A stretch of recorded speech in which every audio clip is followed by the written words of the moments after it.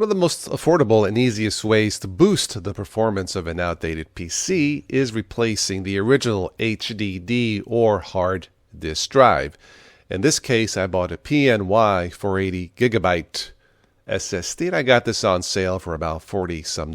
Fantastic deal. So I wanted to install this in my Lenovo desktop, which originally had Windows 7, believe it or not. It works great. It runs fine. One nice thing about full-size desktops, as you see here, you have lots of room to work around. In fact, it's so big you can throw a party in here. Anyway, we're going to replace, what I did here is to replace the original hard disk drive HDD, what you see here to the right. And if you look closely, there are two cables. You may have heard of SATA cables. If you look closely, you can actually see the words SATA.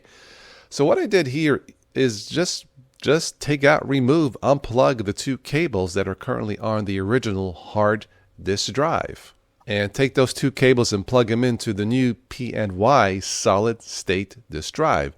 Very simple. Now, before you do this, make sure that the computer is no power to it. It's unplugged. Don't have any grease on your hands or drink coffee or wine or whatever. Of course, don't have anything spill inside the PC compartment.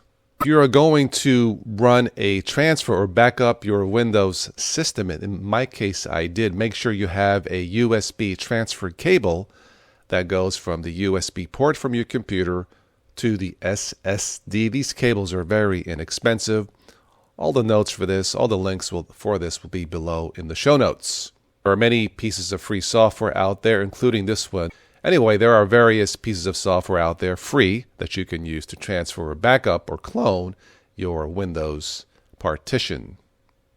And when you're done, you should notice a fairly noticeable performance using the new SSD versus the old HDD. If you guys do this, let me know how it works out for you. Catch you on the next one. Take care.